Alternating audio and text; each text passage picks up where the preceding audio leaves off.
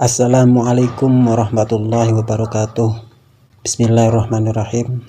Saya akan menceritakan ataupun membahas fatwa-fatwa yang diungkapkan oleh Imam Asy-Syafi'i radhiyallahu an. Di antaranya yaitu, kaji dan dalamilah sebelum engkau menduduki jabatan. Karena kalau engkau telah mendudukinya, maka tidak ada kesempatan bagimu untuk mengkaji dan mendalaminya. Lanjut. Pekerjaan terberat itu ada 3. Sikap dermawan di saat dalam keadaan sempit, menjauhi dosa dikala sendiri, berkata benar di hadapan orang yang ditakuti. Ini memang sangat berat untuk kita lakukan. Berikutnya, kebaikan itu ada di 5 perkara. Pertama, kekayaan hati, bersabar atas kejelekan orang lain, mengais rezeki yang halal, takwa, dan yakin akan janji Allah. Bersabar atas kejelekan orang lain artinya orang yang berbuat tidak baik kepada kita, mencemooh ataupun sombong ataupun dengki terhadap kita, itu kita bersabar. Itu adalah suatu kebaikan. Pilar kepemimpinan itu ada 5.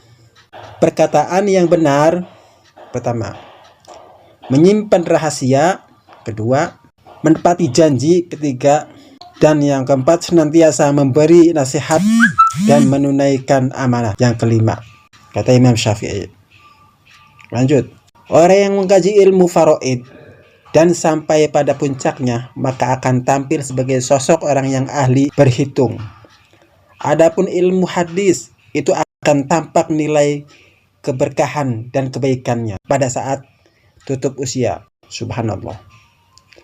Adapun ilmu fikih, itu merupakan ilmu yang berlaku untuk semua kalangan, baik muda maupun yang tua, karena fikih merupakan dasar dari segala ilmu. Subhanallah, bagus sekali ini, mantap benar. Andaikan aku ditakdirkan mampu menyuapkan ilmu kepadamu, pasti kusuapi engkau dengan ilmuku. Tuh, mantap. Karena apa? Ilmu tidak bisa diwariskan kecuali kita dengan belajar. Barang siapa mengaku dapat menggabungkan 2 cinta dalam hatinya, cinta kepada dunia dan sekaligus cinta kepada Allah, maka dia telah berdusta. Karena memang tidak mungkin keduanya saling dipadukan dalam satu cinta. Sangat tidak mungkin.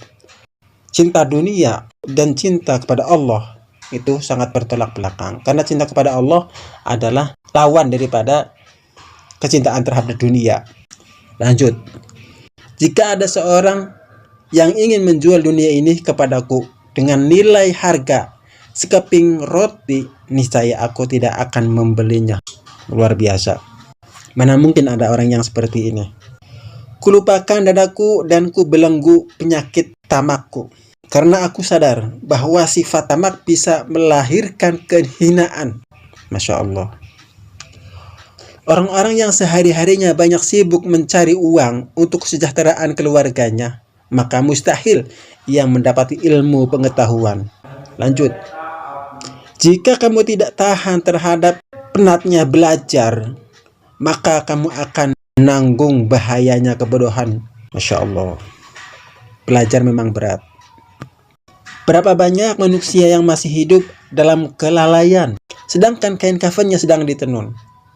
Orang yang berilmu dan beradab tidak akan diam di kampung halaman. Tinggalkan negerimu, merantaulah ke negeri orang. Niscaya orang yang berilmu itu ilmunya akan bermanfaat, bisa dimanfaatkan juga oleh orang lain. Karena apa? Kalau diam di tempatnya sendiri, dia akan tertutupi oleh orang-orang yang berilmu yang ada di tempat itu, yang ada di tempatnya sendiri. Terus, betapa aku senang jika semua ilmu yang aku ketahui dimengerti oleh semua orang, maka dengannya aku mendapat pahala, meskipun mereka tidak memujiku. Subhanallah. Jangan mencintai orang yang tidak mencintai Allah, kalau dia berani meninggalkan Allah, apalagi meninggalkan kamu. Banyak orang yang mengatakan mencintai wanita itu sangat menyiksa. Tapi sebenarnya yang sangat menyiksa itu adalah mencintai orang yang tidak mencintaimu. Benar sekali. Fakih itu adalah orang yang fakih dengan perbuatannya, bukan fakih dengan kata-kata dan ucapannya. Sangat luar biasa. Terus, engkau takkan mampu menyenangkan semua orang. Karena itu, cukup bagimu memperbaiki hubunganmu dengan Allah. Dan jangan terlalu peduli dengan penilaian manusia. Lanjut. Sebagaimana Tuhanmu telah mencukupkan rezekimu di hari kemarin, jangan khawatirkan rezekimu untuk esok hari.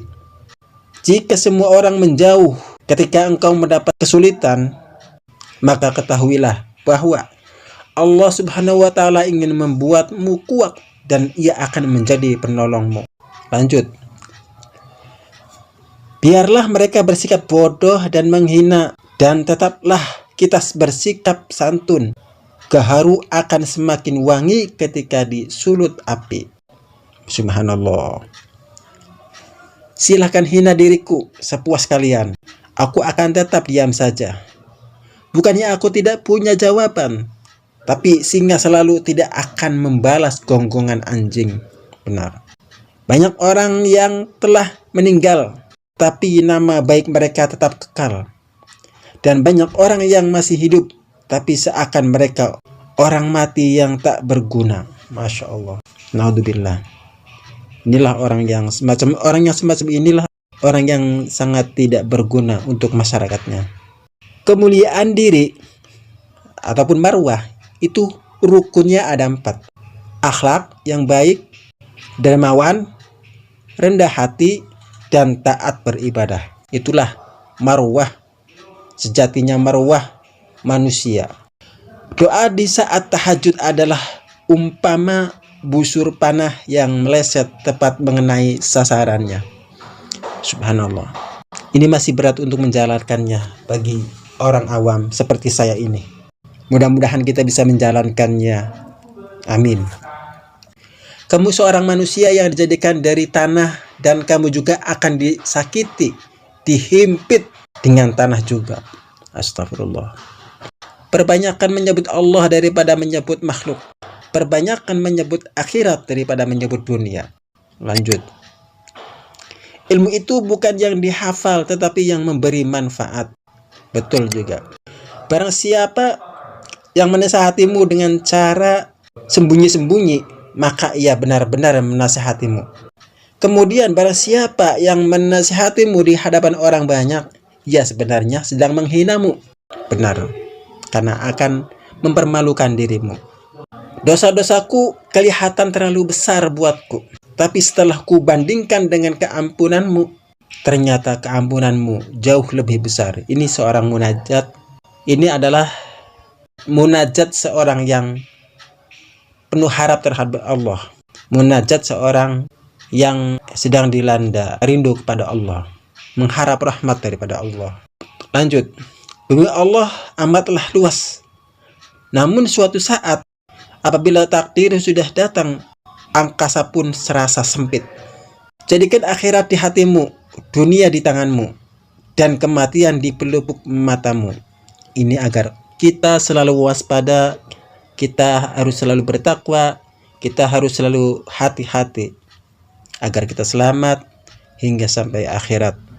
Sebesar-besar aib ataupun keburukan adalah kamu mengira keburukan orang lain, sedangkan keburukan itu terdapat dalam diri kamu sendiri.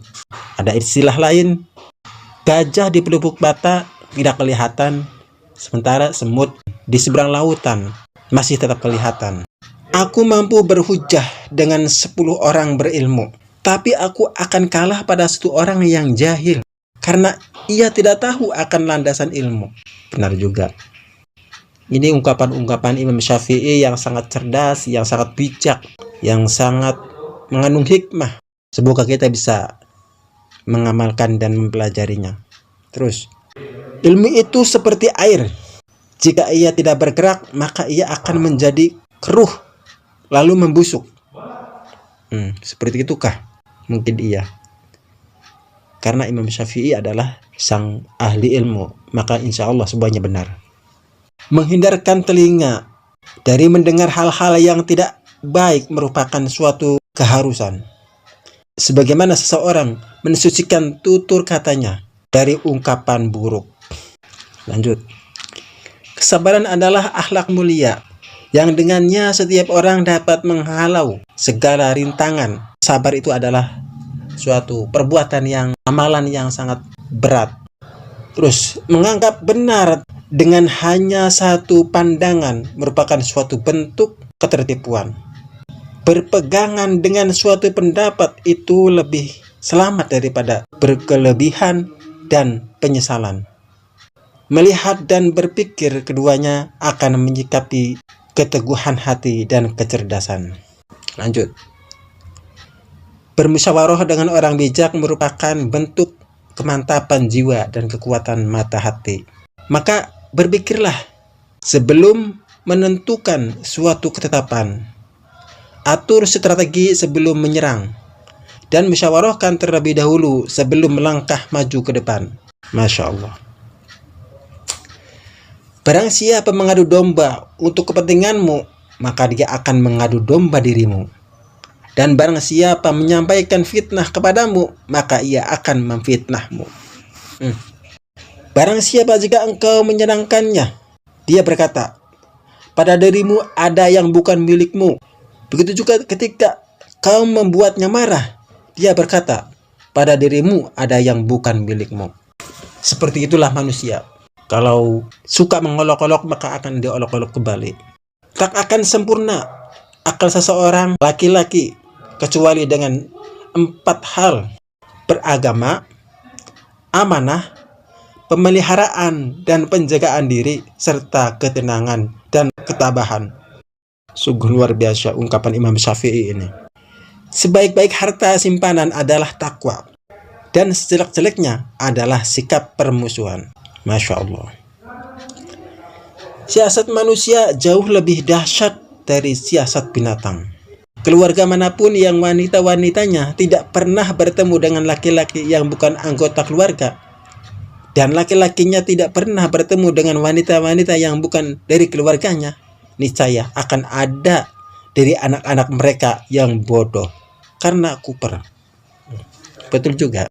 Keridhaan semua manusia adalah satu hal yang mustahil untuk dicapai, dan tidak ada jalan untuk terselamatkan dari lidah mereka. Maka lakukanlah apa yang bermanfaat untuk dirimu dan berpegang teguhlah dengannya. Terus, kedermawanan dan kemuliaan adalah 2 hal yang dapat menutupi aib. Manusia yang paling tinggi kedudukannya adalah mereka yang tidak melihat kedudukan dirinya. Benar. Dan manusia yang paling banyak memiliki kelebihan adalah mereka yang tidak melihat kelebihan dirinya. Subhanallah. Lanjut. Tidak ada seorang pun yang hidup dengan tanpa adanya orang yang dicinta dan orang yang dibenci. Kalau memang demikian realitanya, maka hendaknya ia senantiasa bersama orang-orang yang taat kepada Allah Subhanahu wa Ta'ala. Karakter umum manusia adalah pelit.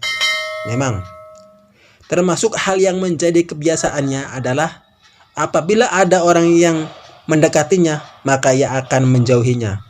Dan apabila ada orang yang menjauhi darinya, ia pun akan mendekati orang itu. Ironis. Janganlah kamu berkonsultasi kepada orang yang di rumahnya tidak terdapat makanan, karena hal tersebut menandakan tidak berfungsinya akal mereka. Benarkah? Bukanlah orang yang berakal itu manakala di hadapan kepadanya perkara yang baik dan perkara yang buruk, lantas ia memilih yang baik. Akan tetapi dikatakan orang berakal apabila di hadapan kepadanya 2 hal yang buruk, lantas ia memilih yang paling ringan keburukannya di antara keduanya. Subhanallah. Perdebatan dalam agama akan mengeraskan hati dan menimbulkan rasa dendam. Benar sekali. Apalagi masalah fikih dalam segi furu'iyah, misalkan satu sama-sama muslim pun seperti itu. Demikian dulu ungkapan Imam Syafi'i. Semoga bermanfaat. Dan saya akhiri, wassalamualaikum warahmatullahi wabarakatuh.